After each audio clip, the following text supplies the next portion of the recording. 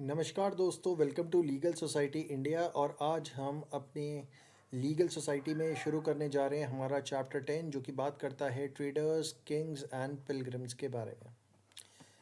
तो गाइस, इसे शुरू करने से पहले मैं आपको बोल दूं, डू लाइक एंड सब्सक्राइब। जितने लोग इसे लाइक करेंगे, सब्सक्राइब करेंगे, उतना ही अच्छा होगा और उतने ही शेयर्स मेरे भी बढ़ेंगे और ज़्यादा मोटिवेशन भी रहेगा।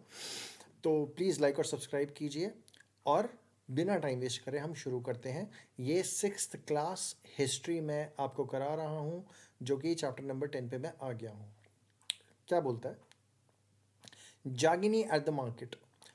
Jagini looked forward to the fair in the village. She loved to see and touch the pots and pans of shiny steel, bright plastic bucket, cloth painted with brilliant floral designs, and clockwork toys, all of which came from the city. The men who spread out their wares came in buses and trucks and went back at the end of the day. Why were they always on the move? She wondered. Her mother explained that they were traders, people who bought things where they were made and sold them elsewhere. Very nice. तो जागिनी एक market में गई हैं और देख रही हैं, सोच रही हैं कि भाई इतनी सुंदर सुंदर चीज़ें रखी हुई हैं और कुछ लोग हैं जो उन्हें लेकर आते हैं बसों में और शाम ढलते ही चले जाते हैं। और अपनी माता से पूछती हैं कि भाई ये ऐसे हमेशा क्यों चल रहे हैं। तो भाई पेरेंट्स बताते हैं बच्चे को कि भाई ये ट्रेडर्स हैं और वहाँ से सामान खरीदते हैं जहाँ पर चीज़ें बनती हैं और बेचते कहीं और हैं। ठीक है, उन्हीं एस्पेक्ट्स को हम देखेंगे। How to find out about the trade and traders. You read about northern black polished ware in chapter 9। अब हमने नॉर्दर्न ब्लैक पॉलिश्ड वेयर के बारे में तो पढ़ा ही था चैप्टर 9 में। The fine pottery, especially balls and plates, were found from several archaeological sites throughout the subcontinent। अब ये बात भी सच है कि भाई जो आपकी क्या कहते हैं फाइन पोट्री थी, स्पेशली जैसे कि बाउल्स हो, प्लेट्स हो, वो कहाँ मिले हैं आपको? सेवरल आर्कियोलॉजिकल साइट्स पे मिले हैं, सबकॉन्टिनेंट में। How do you think they reach these places? Traders may have carried them from place where they were made to sell them at other places। तो यार देखिए यहाँ पे कि जो ट्रेडर्स थे वो इसे कैरी करते होंगे और वहाँ से लेकर जाते होंगे और दूसरी जगह पर बेच देते होंगे। ठीक है, तो जहाँ पर बनते हैं वहाँ से लेते होंगे और दूसरी जगह बेच देते होंगे। South India was famous for gold, spices, specially paper and precious stones. अब जो साउथ इंडिया था वो शुरुआत से ही फेमस रहा है किस चीज़ के लिए? पेपर के लिए फेमस रहा है, प्रेशियस स्टोन्स के लिए फेमस रहा है, ठीक है, और गोल्ड और स्पाइसेस के लिए भी फेमस रहा है।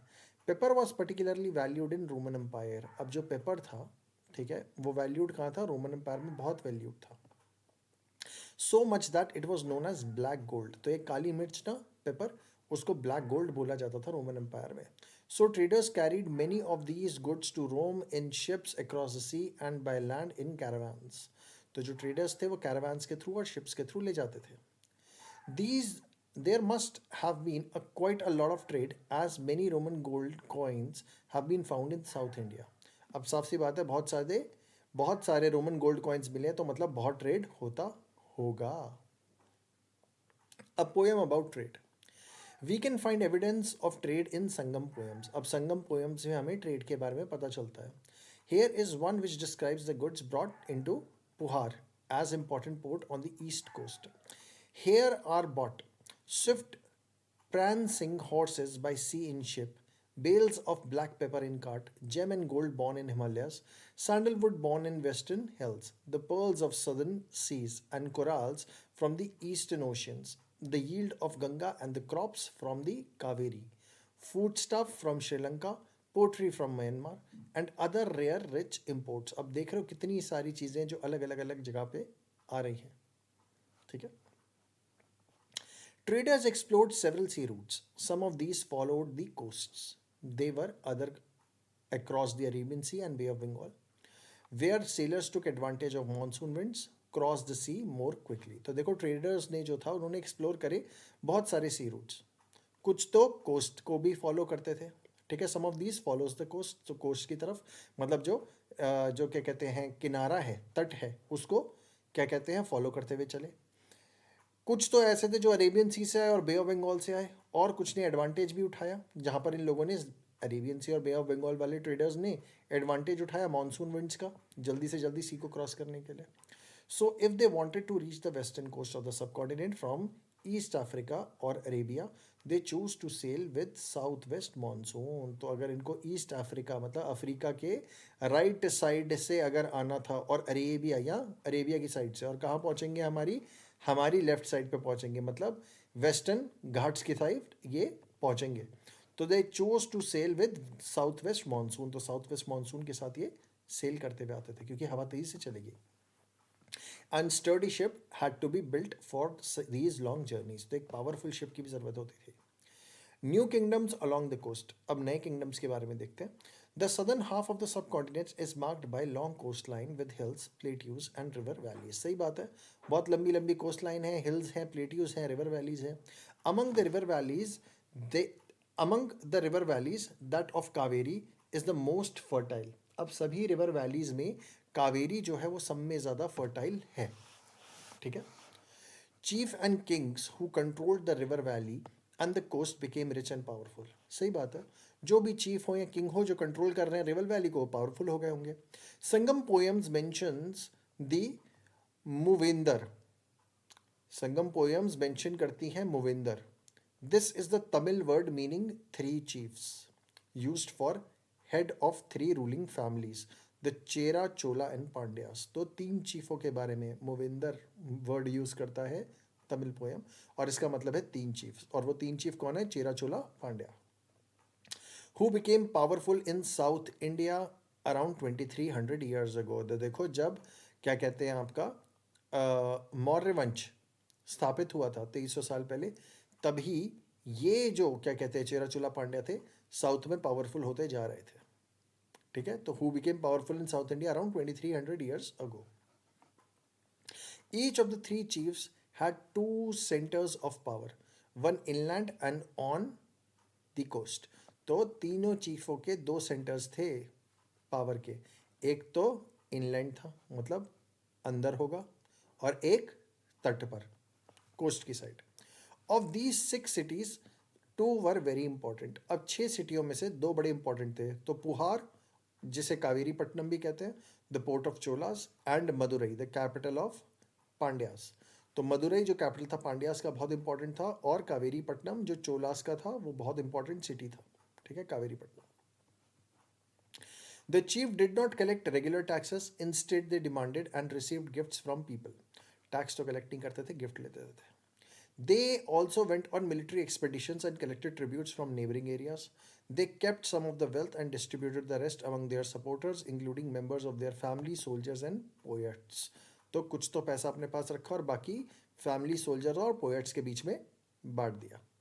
Many poets whose compositions are found in Sangam collection composed poems in praise of the chiefs, who often rewarded them with precious stones, gold, horses, elephants, chariots and fine cloth.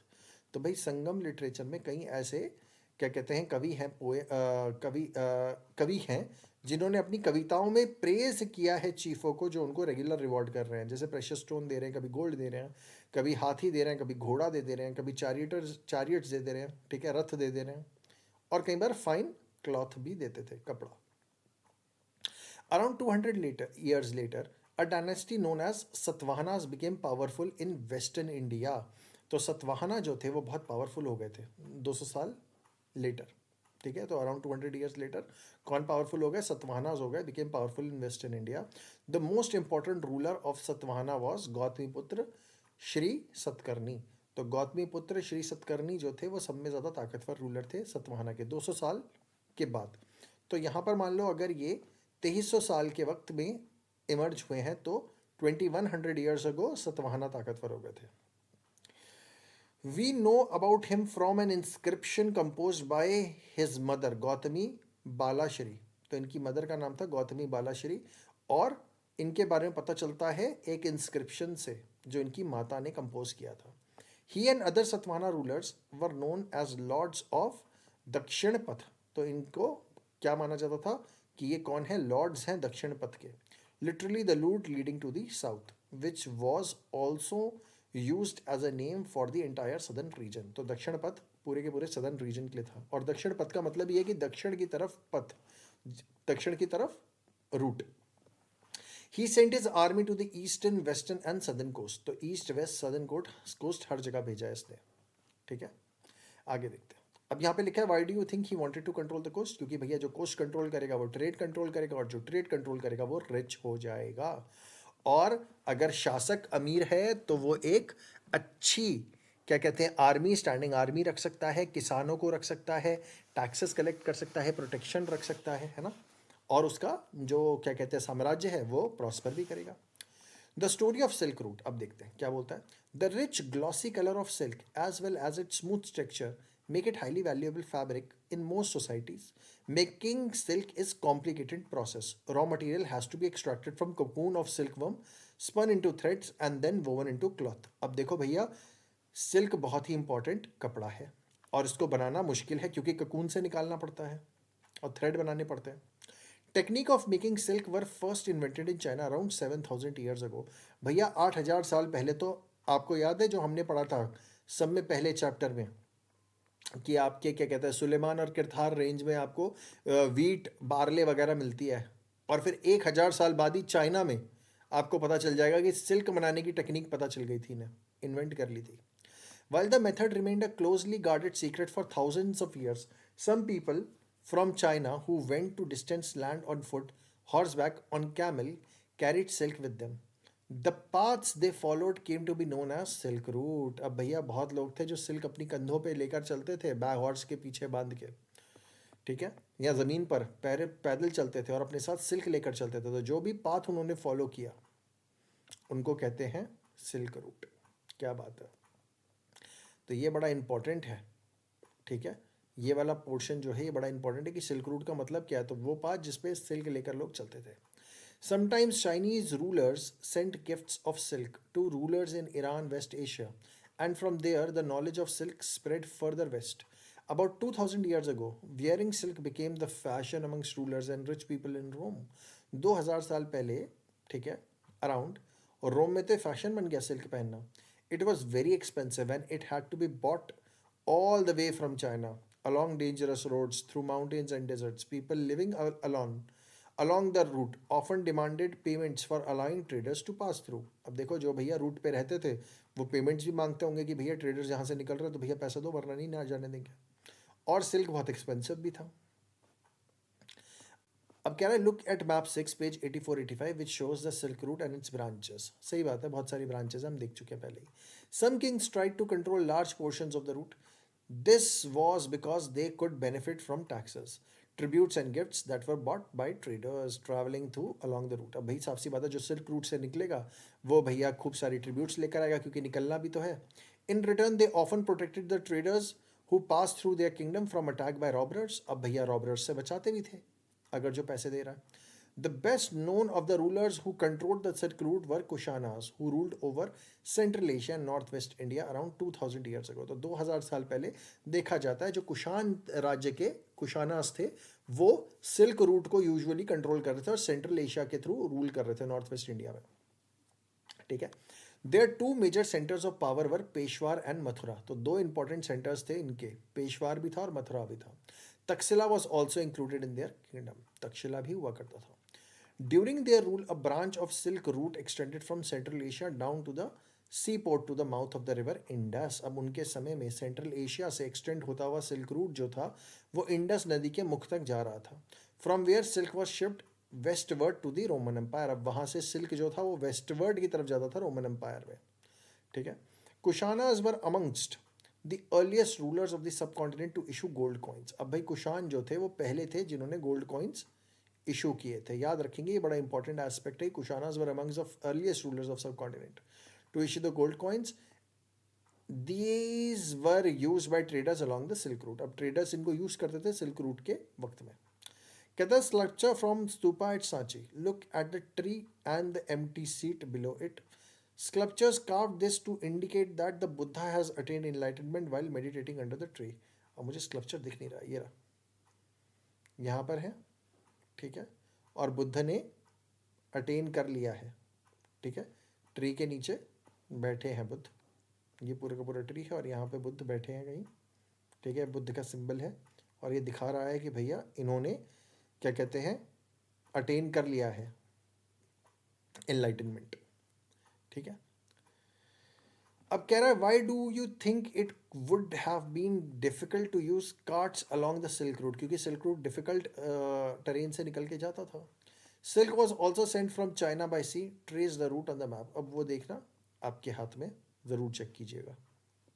चलिए अब बात करते हैं spread of Buddhism. The most famous Kushana ruler was Kanishka, who ruled around 1900 years ago. अब भाई 1900 साल पहले कनिष्क आए थे. कुशान 2000 साल पहले आए और नॉर्थ वेस्ट और सेंट्रल एशिया में कंट्रोल कर रहे थे, और कुशान में उसके 100 साल के अंदर कनिष्क आ गए. He organized a Buddhist council where scholars met and discussed important matters. अश्वघोष, a poet who composed biography of Buddha, the Buddha Charita, lived in his court. अब अश्वघोष इनके क्या कहते हैं, कोर्ट में थे. कोर्ट पोएट थे अश्वघोष, जिन्होंने बुद्ध चरित लिखी है. अश्वघोषा and other Buddhist scholars now began writing in Sanskrit. अब जो बुद्धिस्ट स्कॉलर्स और अश्वघोष थे उन्होंने किस में लिखा, संस्कृत में लिखा है. ठीक है. A new form of Buddhism known as Mahayana Buddhism now developed. This has two distinct features. अब नए तरीके के बुद्धिज्म जिसे महायान बुद्धिज्म कहते हैं वो आ गया था, और had two distinct features. एक दो डिफरेंट फीचर्स थे. Earlier Buddha's presence was shown in a sculpture by using certain signs. तो पहले तो स्कल्पचर्स में साइन, जैसे यहाँ साइन है ना, ये दिखाते थे बुद्ध की presence. For instance, his attainment of enlightenment was shown by sculpture of a peepal tree. अब पीपल ट्री के स्कल्पचर से दिख रहा है कि भैया इनको अटेन हो गया है साल्वेशन. ठीक है. Now statue of Buddha were made. लेकिन अब क्या हो गया था, अब बुद्ध की प्रतिमा आने लग गई थी. Many of these were made in Mathura while others were made in Takshashila. देखो मथुरा और तक्षशिला, पेशवार, मथुरा, तक्षशिला, तीन इंपॉर्टेंट सेंटर्स थे जो की पॉइंट्स थे कुशाना एम्पायर के. मथुरा और तक्षशिला में इनकी प्रतिमाएं आ रही हैं. The second change was a belief in bodhisattvas. अब दूसरी चीज थी जो बिलीफ थी बोधिसत्व में. These were supposed to be a person who had attained enlightenment. Once they attained enlightenment, they could live in complete isolation and meditate in peace. सही बात है. आइसोलेशन में रह सकते थे और मेडिटेट कर सकते थे पीस में. एक बार अटेन होगी साल्वेशन, ठीक है, एक बार इनलाइटनमेंट होगी तो अकेले रहो और भाई मेडिटेट करो. However, instead of doing that, they remained in the world to teach and help other people. The worship of bodhisattvas became very popular. तो बोधिसत्वों की वर्शिप इंपॉर्टेंट हो गई. तो worship of bodhisattvas became very popular and spread throughout Central Asia, China and later to Korea and Japan. तो Central Asia, China और Korea और Japan में भी बढ़ गया बोधिसत्व की पूजा. ठीक है.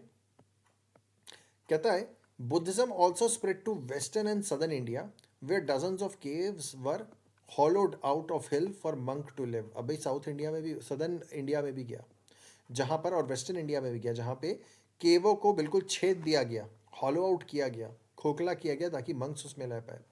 कह रहा है below N image of Buddha from Mathura, right में है image of Buddha from Takshashila. ठीक है, देखते हैं. ये तक्षशिला की है, ये मथुरा की है.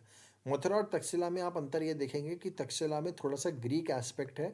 बुद्ध के कपड़ों की बिल्कुल की बहुत ज़्यादा फाइन तरीके से बुद्ध के कपड़ों को दिखाया गया है, उनके हाथों को दिखाया गया है. मथुरा में फिर भी प्लेन है. ठीक है, उतना ज़्यादा इंट्रिकेट नहीं है. ठीक है, यहाँ पे बहुत ज़्यादा इंट्रिकेट डिज़ाइन है. ठीक है, क्या यहाँ पे बोलता है बुद्धिज्म ऑल्सो. अच्छा ये तो हमने पढ़ लिया. कहता है some of these caves were made on the order of kings and queens, others by merchants and farmers. सही बात है. These were often located near passes through the Western Ghats. Roads connecting prosperous ports on the coast with cities in Deccan ran through these passes. अब देखो ये जो आपके बड़े बड़े वो थे, क्या कहते हैं, केव्स थे, या जो ये रहने के जो क्या कहते हैं सराय टाइप बनाए थे मंक्स के रहने के लिए, वो ज़्यादातर जो थे पासेस के पास थे.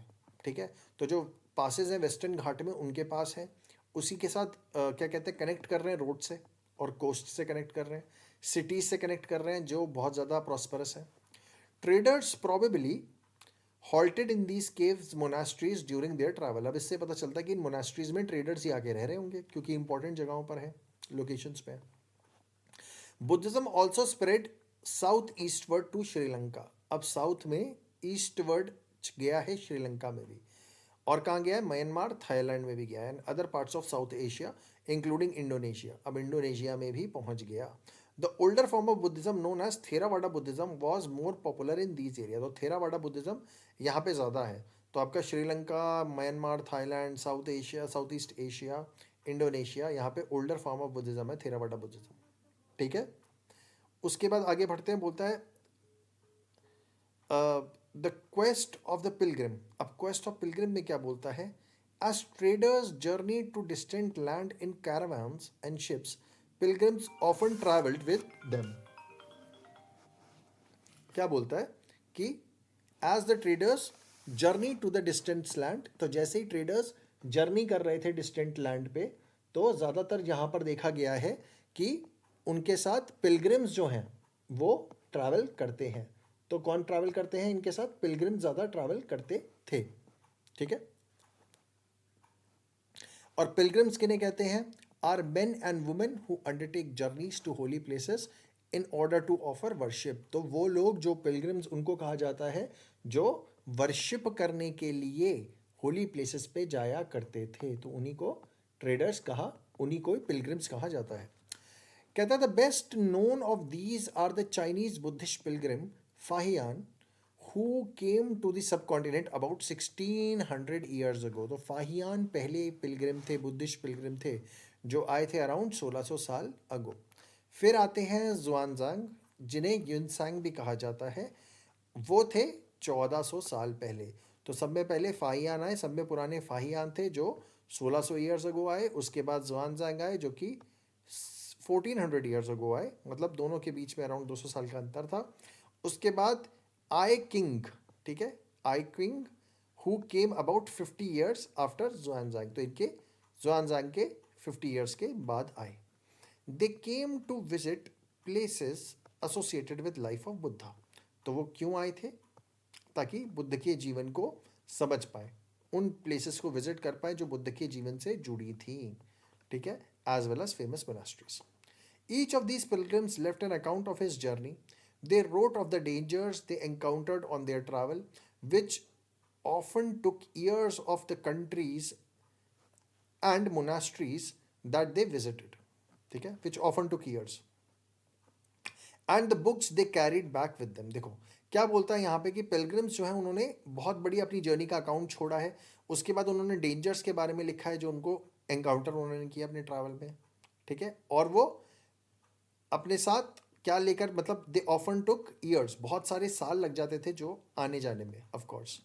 ठीक है, कि वो कंट्रीज़ में पहुँचे, मोनास्ट्रीज गए, जो भी उन्होंने विजिट किया, और बुक्स जो वो कैरी कर रहे थे, ठीक है, अपने साथ वापस अपने शहर या अपने गांव, जहाँ से भी, अपने देश जहाँ से भी वो आए थे।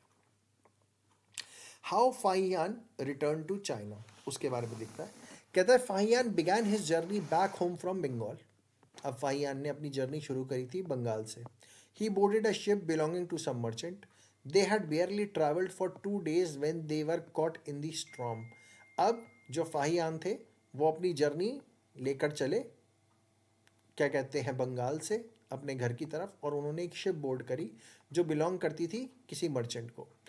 इन्होंने 2 दिन ही ट्रैवल किया था, when they were caught in the storm, कि भाई बीच में वो क्या कहते हैं तूफान में फंस गए।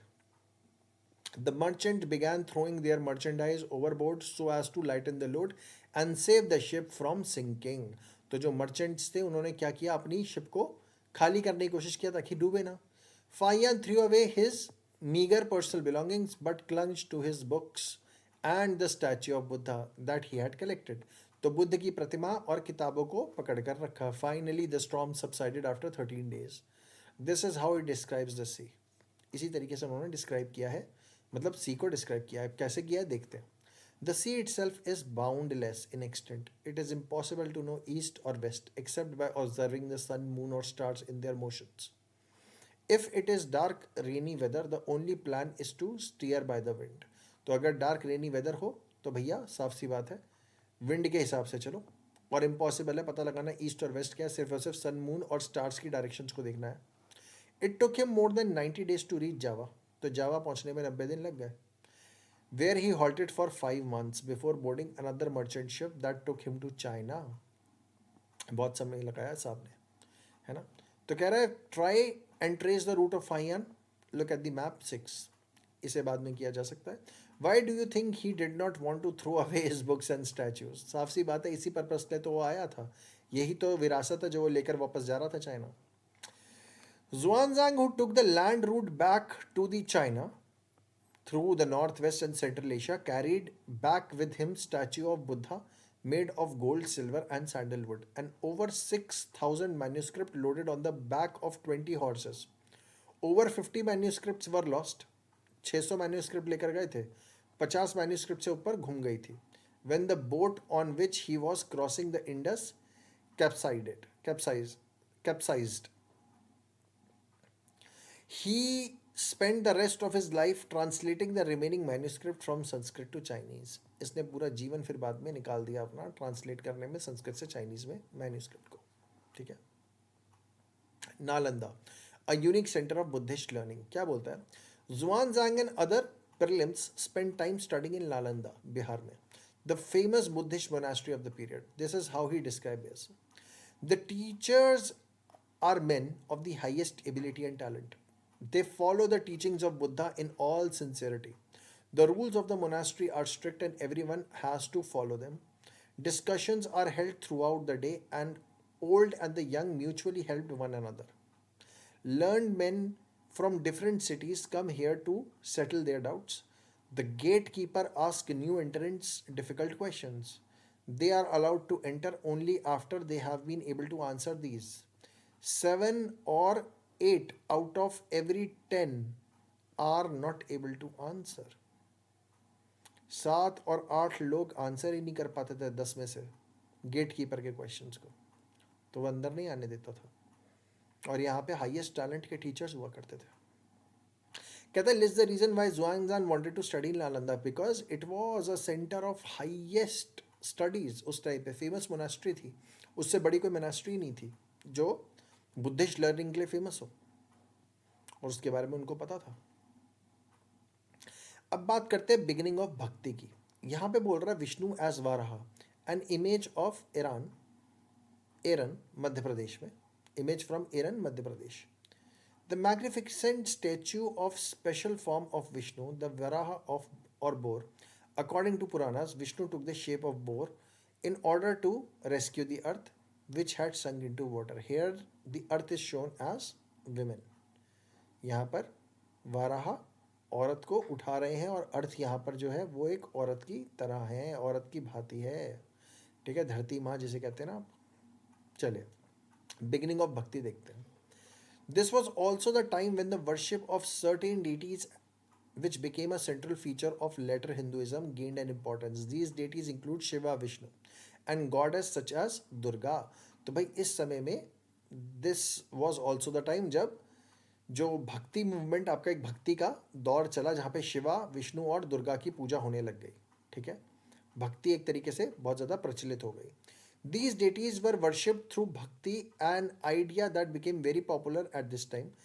Bhakti is generally understood as person's devotion in his or her chosen deity. Anybody, whether rich or poor, belong to so-called high or low caste, man or woman, could follow the path of bhakti. तो कोई भी भक्ति का पाठ पढ़ सकता था.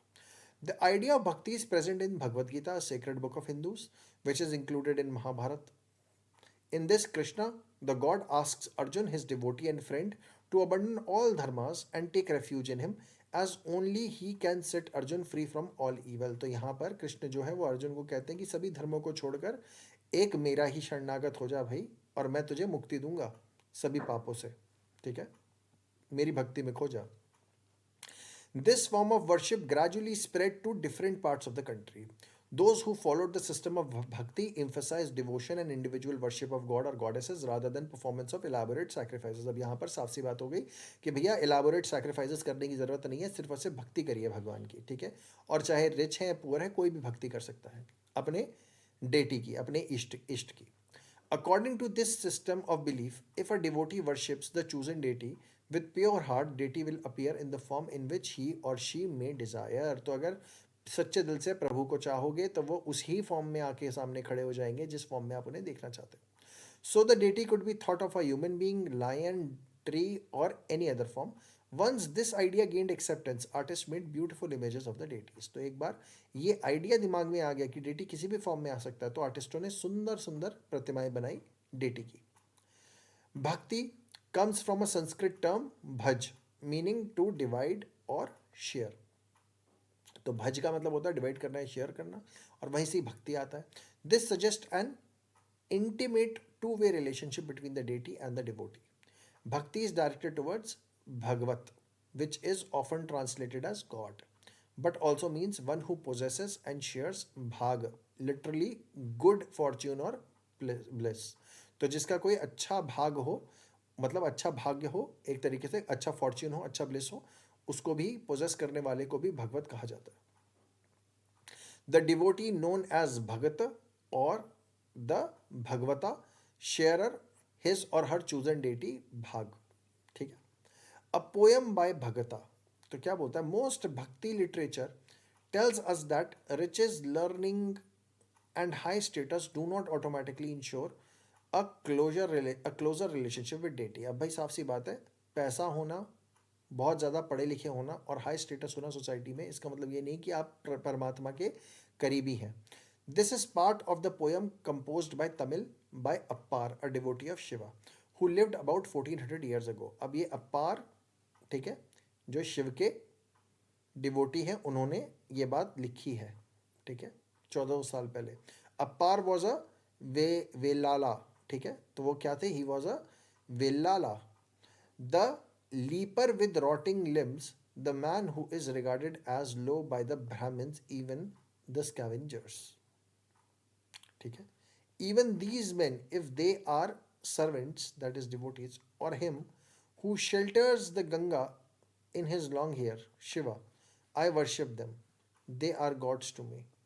What does poet regard as more valuable, social status or devotion? तो devotion को ज़्यादा देख रहा है. फर्क नहीं पड़ता जिसके पैर सड़ रहे हों, या जिसे ब्राह्मण स्कैवेंजर समझते हैं उससे भी नीचे समझते हो, अगर वो परमात्मा का डिवोटी है, ठीक है, even these men if they are servants, that is devotees of him who shelters the Ganga in his long hair, I worship them. तो अगर ऐसे लोग उस परमात्मा, उस शिव के डिवोटी हैं, तो मैं इनको वर्शिप करता हूँ. ठीक है. तो एक तरीके से नर सेवा नारायण सेवा वाली बात कर दी यहाँ पे अप्पार ने 1400 साल पहले. कहते हैं because the deities were special, these images of the deities were often placed within the special homes, places that were described as temple. You will learn more about them, these temples in 12 chapter 12. तो भाई क्योंकि special थे ये deities, तो इनको special Holmes में रखा जाता था. Bhakti inspired some of the best expressions in art, sculpture, poetry and architecture. तो भक्ति आपको दिखता है इन सभी चीज़ों में. ठीक है. हिंदू देखते हैं. The word Hindu, like the term India, is derived from river Indus. It was used by Arabs and Iranians to refer to the people who lived in the east of the river and their cultural practices including religious beliefs. उन्हीं को हिंदू कहा जाता है. Elsewhere देखते हैं तो about 2000 years ago Christianity emerged in Western Asia. Jesus Christ was born in Bethlehem, which was then part of Roman Empire. तो Bethlehem में पैदा हुए थे जीसस क्राइस्ट, जो रोमन एम्पायर का पार्ट था. Christ's teaching were that he was the savior of the world. He also taught people to treat others with love, trust others, just as they themselves wanted to be treated. तो ऐसे भाई दूसरे पे विश्वास करो और प्यार करो जैसे आप खुद चाहते हैं कि आपको लोग ट्रीट करें. Here are few verses from the Bible, the holy book that contains the teachings of the Christ. कहते हैं blessed are those who hunger and thirst for righteousness. ठीक है, वो blessed हैं जो भूखे हैं और thirsty हैं. ठीक है, भूखे प्यासे हैं सही चीज़ के लिए, righteousness के लिए. For they shall be filled, क्योंकि उनकी इच्छाओं की पूर्ति होगी. Blessed are the merciful, for they shall obtain mercy. Blessed are the pure in heart, for they shall see God. Blessed are the peacemakers, for they shall be sons of the God. Christ's teaching appealed to ordinary people and spread through Western Asia, Africa, Europe. The first Christian preacher came from West Asia to the western coast of the subcontinent within 100 years of Christ's death. तो 100 साल के बाद ही Christ की मृत्यु के western coast पे preach करने आ गया था. The Christian of Kerala known as Syrian Christians, because they probably came from West Asia, are amongst the oldest Christian communities in the world. ठीक है, जो क्रिश्चियंस आपके केरला के हैं उन्हें आप सीरियन क्रिश्चियंस भी कहते हैं. ठीक है, क्यों कहते हैं? क्योंकि वो वेस्टर्न एशिया में आ गए थे और सब में पुरानी क्रिश्चियन कम्युनिटी थी. तो गाइज इसी के साथ हमने ये वाला पोर्शन भी अपना कंप्लीट कर लिया है। हम अपने अगले पार्ट में चैप्टर 11 से शुरू करेंगे। तब तक के लिए keep reading, keep learning guys, and thank you so much for listening to me. Thank you so much.